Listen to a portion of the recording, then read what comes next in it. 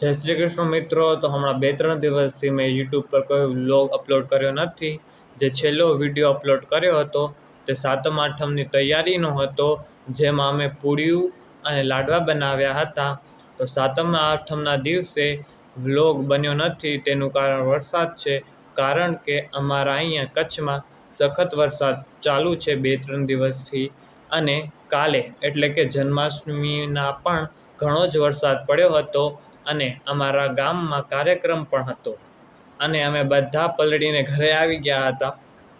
તો વરસાદ ઘણો જ પડવાથી અને વરસાદની આગાહી હોવાથી આજે અમારા બધાની નિશાળની જાહેર રજા પણ છે।